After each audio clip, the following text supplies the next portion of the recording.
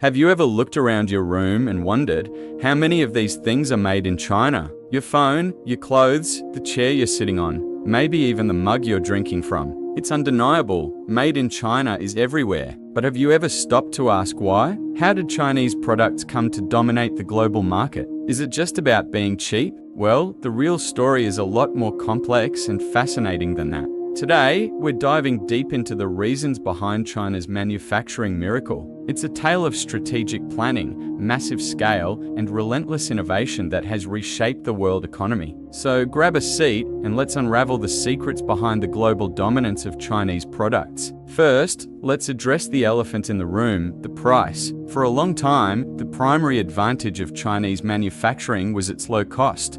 This was fueled by a massive labor force and lower wages compared to Western countries. In the late 20th century, as China opened up its economy, global companies flocked there to set up factories. They found millions of hardworking people ready to join the industrial workforce. This abundance of labor kept production costs down, allowing companies to offer products at prices that were simply unbeatable. Think about it, a factory in the US or Europe had to pay higher wages, deal with stricter regulations, and face higher overheads. A factory in China could produce the same item for a fraction of the cost. This cost advantage was the initial rocket fuel for China's manufacturing engine, making everything from toys to textiles accessible to a global consumer base. But as we'll see, the story doesn't end with cheap labor. The second crucial element is something economists call the agglomeration effect, or what we can simply call industrial clustering. China didn't just build random factories. It built entire cities and regions dedicated to specific industries. Take the city of Shenzhen, for example.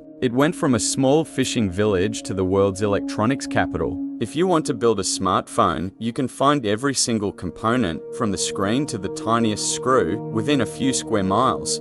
This creates an incredibly efficient supply chain. Need a prototype for a new gadget? In Shenzhen, you can get it made in days, sometimes even hours. In other parts of the world, this could take weeks or months, involving shipping components from different countries. This clustering effect creates a powerful ecosystem. It speeds up production, reduces transportation costs, and fosters rapid innovation. Because designers, engineers, and factory owners are all in the same place, sharing ideas and solving problems together. This is a competitive advantage that's incredibly difficult for other countries to replicate. Now, let's talk about infrastructure. You can't be the world's factory if you can't ship your goods. China understood this perfectly. Over the past few decades, the Chinese government has invested staggering amounts of money in building world-class infrastructure.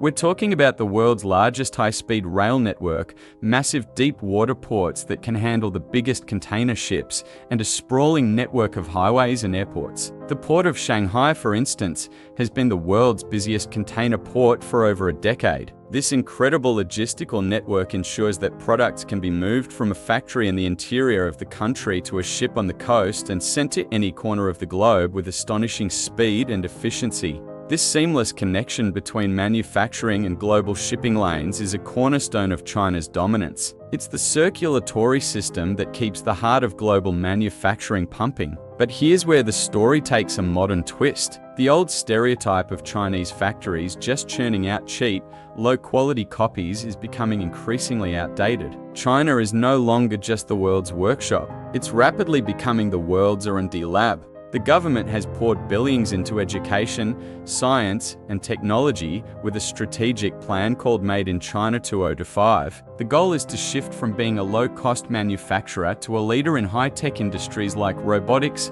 artificial intelligence, electric vehicles, and aerospace. We're already seeing the results. Companies like Huawei in telecommunications, DJI in drones, and BYD in electric cars are not just competing with Western giants. They're often leading the pack in innovation and market share. This shift is crucial. China is not just making things anymore, it's designing and inventing them. This focus on technology and innovation is securing its place in the global economy for the decades to come. Another factor that's often overlooked is the sheer scale and flexibility of the Chinese manufacturing sector. The domestic market in China is huge, with over 1.4 billion people. This This massive internal market allows factories to operate at an enormous scale, which further drives down costs through economies of scale. When you're producing millions of units for your home market, producing a few 100,000 more for export is incredibly efficient. Furthermore, Chinese factories are known for their incredible flexibility and speed.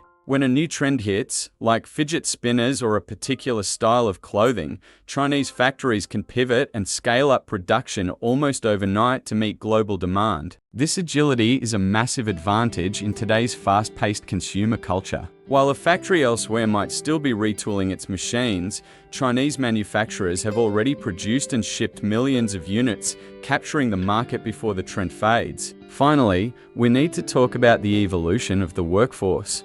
While the initial boom was driven by low-skilled labor, today's manufacturing landscape in China looks very different. The country now produces millions of university graduates and skilled technicians every year. This has created a highly skilled and educated workforce capable of handling complex manufacturing processes and advanced technology. So, while you might still find factories making simple toys, you will also find state-of-the-art facilities with highly trained engineers overseeing automated production lines for things like advanced semiconductors and medical equipment. This human capital, this investment in people, is perhaps the most sustainable advantage of all. It ensures that China can continue to climb the value chain, moving from made in China to created in China. So, as you can see, the dominance of Chinese products is not a simple story of low prices. It's a complex interplay of strategic government planning, massive investment in infrastructure, the power of industrial clusters, an incredible scale and flexibility, and a relentless push towards technological innovation. It is a story of a country that transformed itself into the world's factory and is now aiming to become its chief innovator. The next time you pick up a product and see that Made in China label, you'll know the incredible journey and the powerful economic forces behind those three simple words. What does the future hold? Will China maintain its position, or will other countries rise to challenge it? That's a topic for another video. The global manufacturing landscape is always shifting, but for now, the story of how our world is made is, in large part, a story written in China. Thanks for watching, and if you found this interesting, don't forget to like, subscribe, and hit that notification bell for more deep dives into the world around us. See you in the next one.